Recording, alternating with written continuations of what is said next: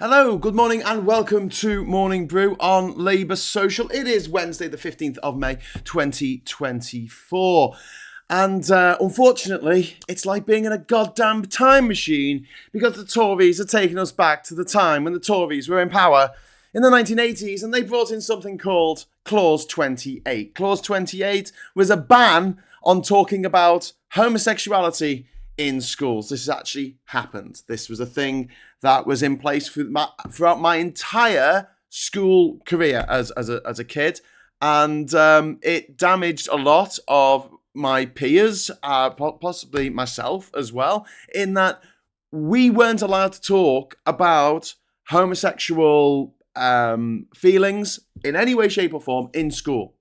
We were told that it wasn't normal. We were told that that was wrong, and that the only normal way of conducting yourself was in a heterosexual relationship. And it was a disgusting policy brought in by disgusting Tories in the 1980s that stayed on the statute books until 2003. It was a good few years into New Labour before they actually got rid of the damn thing.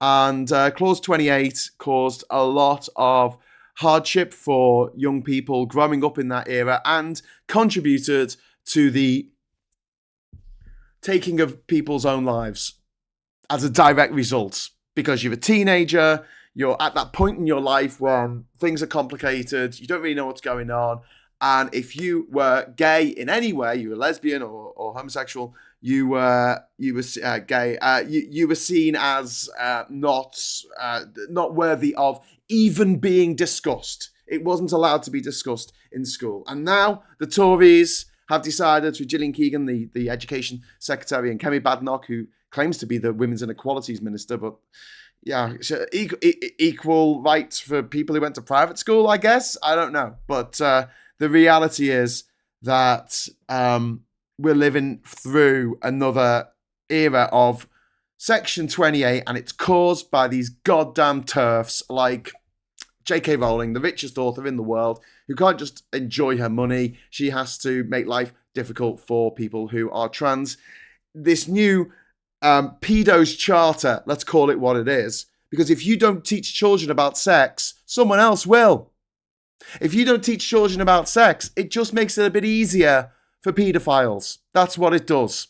I can't be any more blunt or clear. This is a pedo's charter. That's what it is. And also, they're not allowed to say, this is actually in the guidance, which might not come in. Like, let's make that very clear. This might not actually happen. Okay, this is the Tories doing their culture war bullshit. Exactly what that horrible little gobshite Leanderthal said but what we're going to do is we're going to focus on culture wars and immigration, trans issues. That's what the election's going to be fought on. We're going to be really horrible to trans people, and that'll get people to vote for us out of prejudice and bigotry. Woohoo!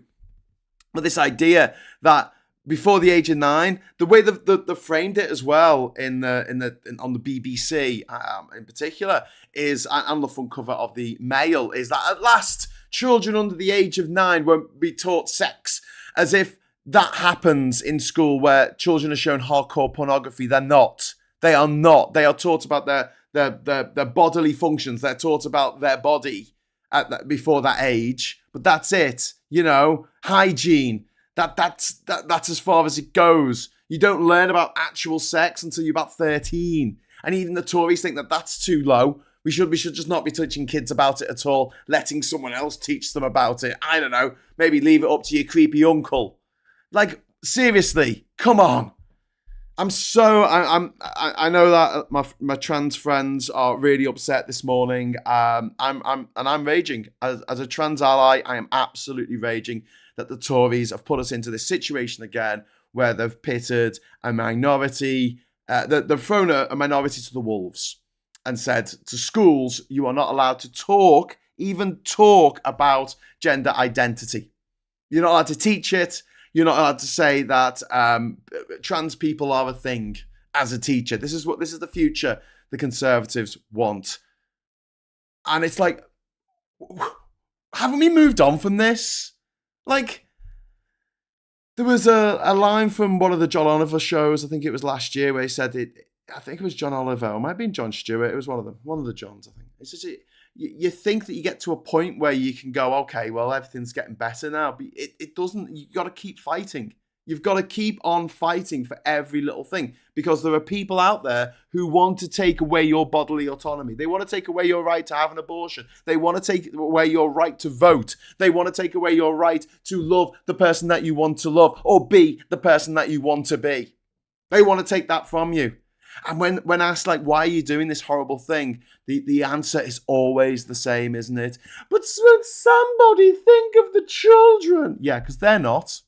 So I'm thinking of the children. I'm thinking of the children who are going through changes in their lives, in their teen years, and we are denying them treatment.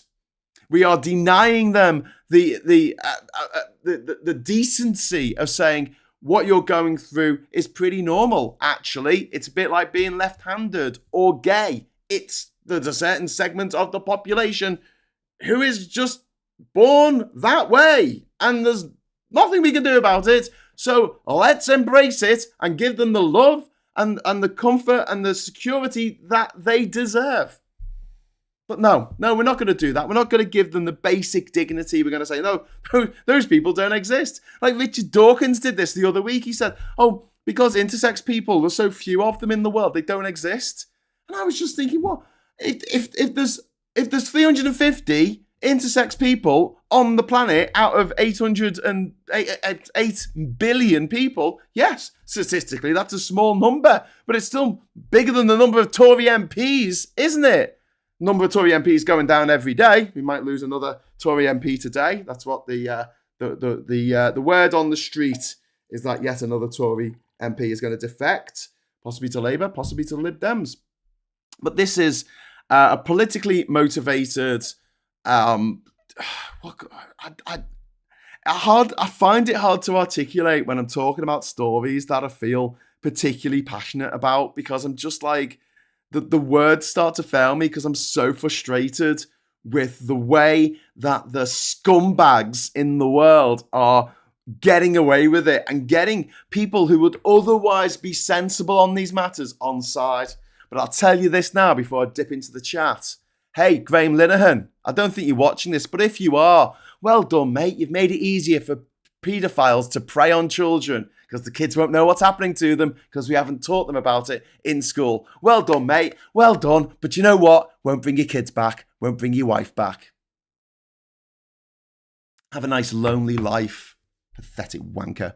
Right. Bad Bones, thank you very much. Think of kids, say the people who won't feed them. Yes, exactly. Thank you very much for the super chat. It's very generous of you. Thank you. Very kind. Yeah, I'm going to read some of the comments, because I know the socialites. Am I allowed to call these socialites now? We decided on Geoscope last night that we were going to call the chats the socialite chat. Loki's children, welcome to the Tory's Victorian era. It's completely true. Hi everyone as well. Just want to say a big hi to Loki's children, to Maureen, to Gallifrey and Ren. Oh my God, it's too early. Jup James, Viv Burgess in there as well, and Lofty the Softy, and Dave W. And Martin. Listen, if you want to join the chat, and you just got to subscribe, wait 30 seconds and you can enter the chat. But we don't allow TERFs, we don't allow any trolling at all. You'll just be banned off. Well, you won't be banned, you can still watch, but you won't be able to comment, so no trolling, please. Morning all says City Life 2050. We've also got the great British video gamer saying morning, long time no chat. Hello, good morning. Bad Bone 777. They believe they have an inalienable right to be gay. An actual quote brought to you by the person the right idealize, who also said there's no such thing as society. Yeah. You don't have an inalienable right to be gay. How dare you be turned on by people of your own sex? You have to be turned on by people of the opposite sex, because that's the only way that society can possibly function. You got to worry about these people. Well, don't worry about them. You got to pity these people who lie there in bed like at 3 o'clock in the morning in a cold sweat because gay people exist, because trans people exist. Like, oh my God, I can't believe it. These people exist. You know, nothing to do with them. So the people who want to make laws against gay sex, and you're like, or gay marriage. Don't get married to a guy then. That's fine. You're a woman, don't get married to a woman. Yeah, but other people should be like, why? What's it got to do with you? Or people complain about, oh, you know what gay people do to each other? Well, a lot of married couples do that to each other as well. You know, it's physically possible. I just, it's this weird obsession in the lives of others. This Stasi-like want to know what's going on, to record every conversation, make sure people aren't up to deviancy. And you can always find that the people who are most sort of vocal about the what other people should be doing and where they should be putting their things are usually the ones who are eventually found out to have done absolutely horrific things themselves. And then when they get caught, they go, oh, the devil made me do it. You know, I know I've been banging on about how much I hate gay people and prostitutes and drugs, and I've just been found in this hotel room with a rent boy and a bag of crystal meth. But the devil made me do it. So frustrating. Maureen said, we're seeing how this plays out in the USA. It could happen here. The Handmaid's Tale should be required reading. I actually had to read The Handmaid's Tale when I studied A-level English back in 1995. Fun story. Thanks for sharing that, Graham. I know. Cheers. So yes, it was required reading for me. And maybe that's why I turned out the way I did. I don't know. Not that I'm perfect by any stretch of the imagination, but at least I'm not a TERF. Stu, thank you very much for the £5 super chat. That's very kind. Hi, I'm new around here. I'm bi, have experienced trolls and haters. That's why I don't tell people. My sexuality is my business and no one else's. Yeah, I absolutely agree with you, Stu. I'm also, you shouldn't feel excluded from any community because of your sexuality. You shouldn't feel scared to express your sexuality in the same way that people shouldn't be scared to get married. Like declare this is the person that I want to spend the rest of my life with.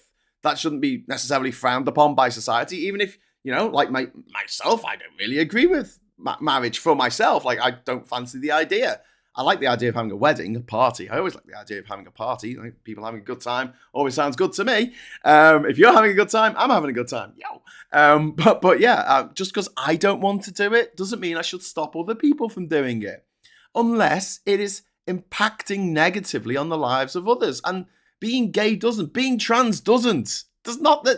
You don't have to be trans. Like, it's not being forced upon children. This idea, and it's the same idea that they had with in the 1980s with Clause 28. This idea that they were saying, oh, but the thing is, right, that if children learn that being gay is acceptable, then they'll turn out gay. First of all, so what? But secondly, I don't think that's how it works, because we have had heteronormativity, is that even a word? I don't know, just made it up, for centuries, and yet we still have gay people. If you could somehow make it so that if you indoctrinate the kids early, they won't even think about it, that would have worked, but it didn't. Oscar Wilde was a person, and he was gay. Hadrian, who built Hadrian's Wall, was a person, and he was gay. And that was 2,000 years ago. There you go. He named a city after his boyfriend. Johnny Copperhead, thank you very much for the £5 super chat. It's quite extraordinary how much these supposedly upstanding people are fixated on children's genitalia. That is absolutely true, and horrifying at the same time. Thank you very much for the super chat. Yes, as long as you're not watching tractor porn, who cares? Says Michael Warner. Kit says, Graham, I'm glad you're leading with this. You're a good ally. I'm reeling at the Annalise Dodds meeting at Tufton Street LGB Alliance, and Labour Party saying they're going to implement the CAS report in full. Yeah, Kit, I'm absolutely disgusted with that meeting. Let me be clear. The LGB Alliance are an AstroTurf charity based in Tufton Street. 55 Tufton Street, and they exist to persecute and demonize trans people. That is the reason they exist. They don't do. There's no one in there who's lesbian or gay. It's just to demonize. It's a bunch of straight white people generally wanting to demonize trans people, and they're a charity apparently. Give me strength. They'll be banned. Tufton Street, all of them should be banned. And the CAS report is an absolute mess of a report. And it's all this thing of like, oh, we've got to protect the children. Okay, I'll give you an example. There was a gay man called Alan Turing. He was arguably one of the architects of modern life. Like the things that we have today, especially when it comes to computing, the internet, the fact that I'm broadcasting to you now, was a lot of it was birthed in the mind of Alan Turing. The guy was an absolute dead cert genius. This guy also managed to break the Lorenz cipher and also the Enigma code. With help from friends, with help from Tommy Flowers, who built the machines, and other workers, people who worked as code breakers at Bletchley Park. But Alan Turing was absolutely instrumental in it. And he arguably shortened the war by 2 years. He saved the lives of millions of people. And I'll tell you exactly why. In 1945, the Americans were already very, very far into developing the nuclear bomb. But they didn't develop it. They didn't develop it to the point where they could deploy it until after Germany had surrendered. Had the Enigma code not been broken, the war would have continued at least for another few months, maybe for another couple of years. But the point is this: one of those bombs, possibly the bomb that was dropped on Nagasaki, would have been dropped on Berlin. I'll leave that with you because that's what would have happened. But because we could crack the German code and we knew where they were going to be and what they were saying to each other, and we had that massive advantage over them, D-Day could take place. And we could get all the way through Berlin to the Eagle's Nest, for God's sake, and wipe the Nazis effectively from the face of the earth and bring the ones that survived to trial, the high up Nazis anyway, to justice. And Alan Turing, he was gay, and he was found with a man who I think the story was that he had something burgled from his house by a guy he brought home, and the police were like, well, why did you bring this guy home? He said, well, I'm home to have sex with him because I'm gay.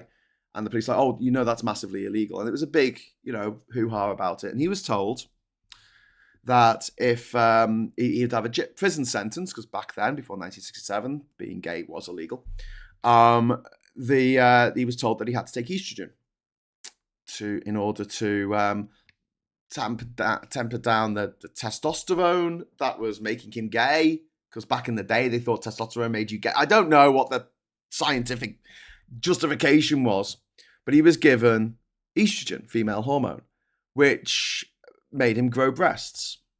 And he killed himself. And it was the biggest loss to the scientific community that I could possibly imagine. And he was killed, demonized, and then, killed by the same people who today are going after trans people. And here's the thing. If you are 11 years old and you were designated female at birth, as a lot of actual male children are, because, and I've got a good friend who's a pediatrician, and I know that the plural of anecdote isn't data, right? But this is from experience of someone that I know who has worked for the last 30 years as a pediatrician. Some kids, when they come out, some babies, when they come out of their mums, it's not obvious what gender they are, not obvious what sex they are. So most of the time when this happens, they make a decision to make that child a girl, effectively, with their genitalia. So there's a small operation that takes place, and hooray, the person is now, congratulations, it's a girl. And that leads to a lot of children when they're in their teens who are born female, feeling like, I don't feel like I'm actually a female. I feel like I'm actually a male. I don't understand why I'm feeling this way. Well, it's probably because you are actually a male, but because it wasn't particularly well defined. And this isn't all trans people by any stretch of the imagination. I'm just giving an example. So say at the age of 11, this young kid is thinking, I don't feel like a woman. I don't feel like a girl. I feel like I'm a boy, right? So here's your choices at that age. You could take puberty blockers to ensure that you get to a point where, yes, I do actually want to live my life as a boy, and then you take the correct um, hormone therapy that you need to make that work at that time, or you progress through puberty and you grow breasts, which will then have to be surgically removed. Top surgery. Surgery that you would not need if you had access to puberty blockers. But who's just blocked access to puberty blockers? For trans kids, not for kids who are, early onset puberty. No, they're all right. So the cis kids can still have the puberty blockers because they're pretty harmless. They offset puberty. You will go through puberty at some point once you stop taking them. That's the way it works. But these monsters, these gruesome TERF bastards are saying, no, I want that kid to have surgery. I want that kid to have to go under the knife. That's what I want. Because I'm not going to let them have puberty blockers, which is non-invasive. There's no surgery involved. There's nothing that can't be reversed. And they're doing this to kids now. And that's the cast report. Piece of shit that it is. And again, this isn't the world that I thought we'd live in 2024. I really didn't. I'm so disappointed. I am so epically disappointed in Britain, in the US, in countries, Hungary, Turkey. I mean, I expected better by now on all of us. And we're dragging our heels when it comes to climate change. We are still demonizing minorities, people from other countries, people that haven't got much money. It never ends. And when the party that I'm supporting at the moment, I'm a fair weather fan when it comes to politics. I'll tell you that now. I'm not my family always voted for Labour, so I'm always going to vote for Labour. No, screw that. I'm going to vote for the party that best represents the interests of myself, my family, and my friends, and the people that I know and love, and my city of Liverpool. At the moment, our only choice really is Labour, but that may change in the future, especially if we get PR. And I've stood as an independent. I've stood for the Lib Dems in the past, and I'm not ashamed of it. I'm saying, yeah, I have. I've voted against Labour in the past. I've not voted for Labour. In 2005, I didn't vote for Labour because of the Iraq War. Didn't vote for them. I did again in 2010, but unfortunately, we lost. And then, 2015, I voted Labour, but 2017, I stood as an independent anti-Brexit MP. I only got like 5 votes, and one of them was my mum. But I mean, it was the principle of the thing. It was like the second most safe Labour seat in the country. But yeah, it was worth it. It was worth it. I'm going to just jump back into the chat. Someone, Billy, truth and reconciliation for the Tories. Yeah, I think we need something like that. The level that gets on the level.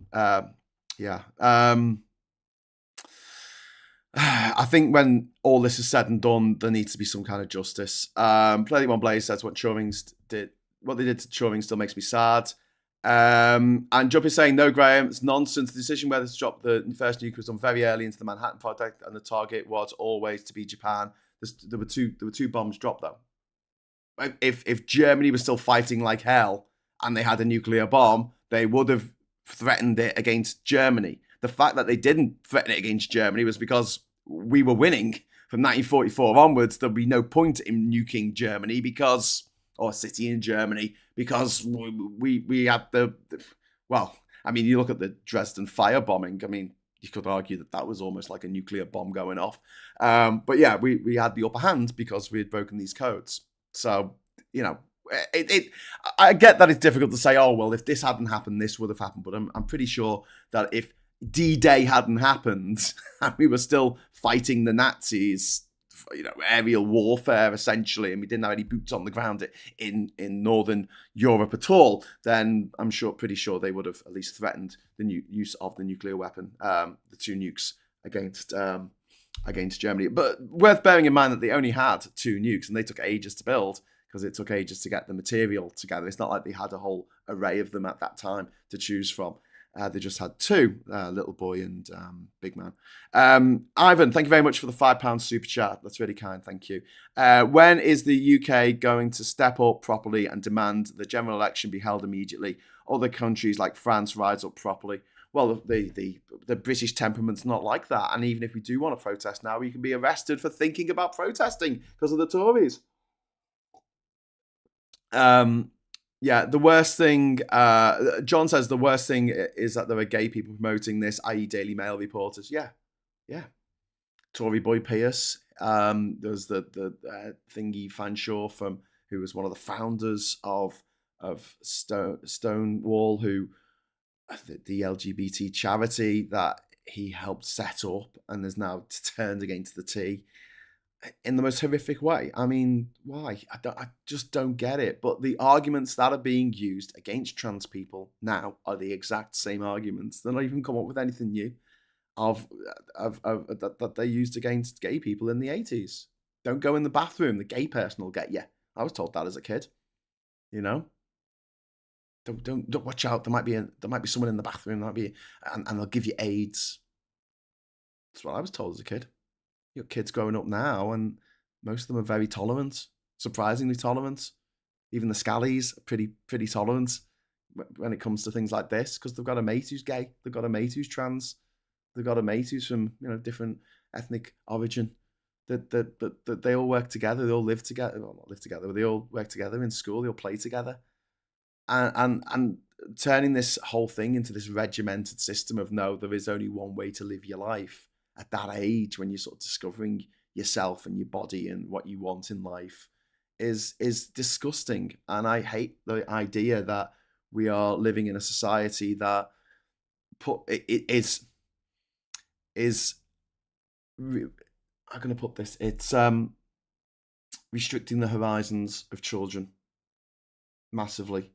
I mean, they've already done that in terms of travel and work, leisure, not being able to travel around Europe anymore without having to ask permission and pay lots of money.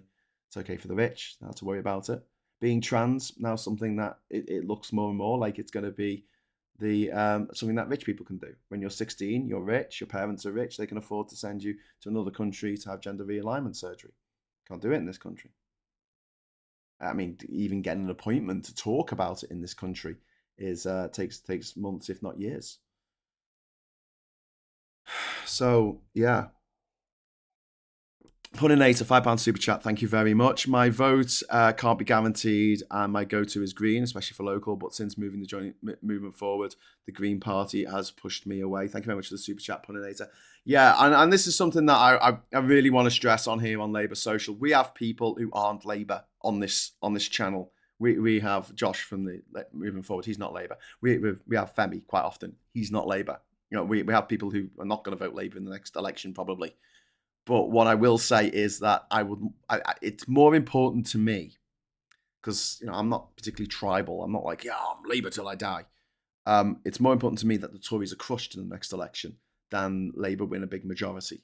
Labour will win a big majority if the Tories are crushed. There's no two ways about it. But I would like to see the Lib Dems win seats. I'd like to see the SNP win seats. I'd like to see the Greens win seats.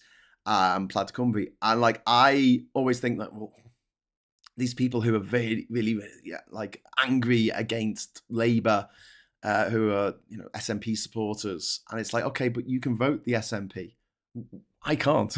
Okay, go with God. Vote the SNP, and if they're going to win in your constituency, bang on. If they are the people who will ensure that the Tories do not win that seat, vote for them.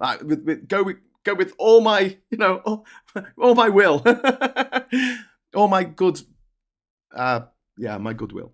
But when it comes to my vote, I can't vote for the SNP. So it's pointless. And I could vote Green, I guess, but what's the point? They're not going to win in this. We have a first past the post system. Anyway, I'm getting completely off the topic here, but yeah, I think for this election at least, we've got to vote tactically. And there were placards that I've seen that says, I'm Labour, but I'm lending my vote to the Lib Dems for people to put in their front gardens, which I think is quite cool. I think we need to see more stuff like that. I'm Lib Dem, but I'm lending my vote to Labour. Hashtag get the Tories out. Anyway, so I'm going to just nip into... I'm so sorry. And I know that it's 1 minute past 10, but I'm going to just really quickly, I'm going to just rattle through the sick and disturbing opinion rags. They call themselves newspapers. They're not. We're using the Lavi wrong. Okay, star. That's the first one that comes up. Fighting chance migration will fall to 150,000 a year. Do you know how many people came last year? 1.3 million. Okay. And then there's this picture of King Charles. I always wanted to know what the king looked like in Predator Vision. We've got the Times here. Don't teach pupils about gender ID. Schools told. This is going to be the new guidance to schools. Proposed new guidance. There's a thing about Ant and Dec. It looks like Ant has got Dec pregnant. Cool. Sex education to be banned for under 9s and no more gender dogma. So sex education for under 9. So that the reason why they've put that as the headline is so that all the grannies who read the Daily Mail are going to look at that and go, oh, they teach sex to children under the age of 9. I've got a little granddaughter. I've got a little grandson. Oh, they shouldn't be learning about sex. It's not sex education. They don't learn about the actual biology of sex. They're not sat down and forced to watch hardcore pornography, for Christ's sake. They're taught about their bodies. That is it. They're taught about their bodies. They're taught about hygiene at that age. And just the idea that and if a kid has a trans parent now in our schools, and this happened with gay parents back in the day, if they have a parent who is trans, they are not allowed to talk about their parent. Great. What a great law. What a great, friendly, lovely law that makes everything better. And then another horrific thing from the Tories. Tories tell police, bring back stop and search. The thing that meant that black people were stopped and searched 10 times more likely than white people. Yeah, let's bring back that racist, policy, because that worked out so well. US warns Georgia not to side with Russia against the West. Actually, some news there. In the Guardian, that's to do with the not the state of Georgia, although it could be, because you know what America's like at the moment. No, this is the country of Georgia, which has a minority government that is very Putinist, who are now trying to trample all over the rights of the people who live in Georgia. Putinists who are supporting the guy who invaded their country a few years ago and annexed a third of their land. New weight loss jab, Gold Rush offers obesity hope to millions. I don't know if this is the same one as reported yesterday, but there is a weight loss jab that you can get that cuts the rate of your chances of getting a heart attack by, I think, 20%, which is quite significant, which is good. Anglo reveals breakup plan to thwart BHP takeover. Well, there you go. And then police admit we can't tackle knife crime on our own. The newspapers love making out like knife crime is this horrific and epidemic that we're having. But on the other side, of the coin, we don't have too many serial killers these days. And then UK's record 3 million food parcels there in the metro, which is squished for some reason. Don't know what that's all about. But there you go, and that's it. That's it for the roundup of the news. Opinion rags. Right, I'm going to say goodbye to everyone. So Cathal and Gary and Plum and Billy and David is in there. Badbone777. That's the root of it. I'm pretty far left, but at least I can talk to people further to the centre than myself. The current Tories are just abhorrent. I can't even begin to find common ground. Yeah, absolutely. They're just so beyond what we're used to in terms of common decency. Let's just say it, common decency. Of course they do, Graham. If it bleeds, it leads. Oh, yeah, exactly. Exactly. Graham needs a brisk walk after this for his blood pressure. I'm going to go in the back garden. I'm working on the drainage in our garden lawn, so I've dug up a good section of the garden lawn, and I've bought a load of gravel. I bought a big dumpy bag full of gravel, and that's going to go under the lawn. And then I'm going to put the soil and the turf back on top, and that'll help with the drainage because it was getting quite boggy when we had lots of rain. And obviously, we had rain for the first 6 months of the year. Well, for the last 2 months of last year and the first 4 months of this year. Right. Anyway, so damp Durham day. It is quite dump. It is quite dumpy here in Durham. In Durham. Oh, dumpy Darren day. Poor old Darren day. So listen, thank you very much for all the wonderful the chat from our socialites and the super chats. Right, I'll be back at 11:55 today because we're going to be going straight to Parliament as there is rumour of another defection. Phil says it might not happen till next week, just to wrong foot the Tories a little bit, but we are looking at another defection from the Tories, so we're going to be eagle-eyed at PMQs, which starts at 12. We're going to be eagle-eyed looking for anyone crossing the floor. So if you'd like to join me for that, please do. I know that PMQs is excruciating at the best of times, but by having a little bit of a running commentary and having some banter in the chat, then I think it's an easier way of getting through it. Did someone buy barbecue sausage fingers? Anyway, so yeah, enjoy PMQs at 12 o'clock. If I don't see you then, I will return tomorrow at... No, I won't, actually. Phil will return tomorrow at 9:30 for the next edition of Morning Brew. And until then, I'll say thank you so much for watching. Thank you for the super chats. Give us a like on the way out, please. And until next time, hello, good evening, welcome, and goodbye.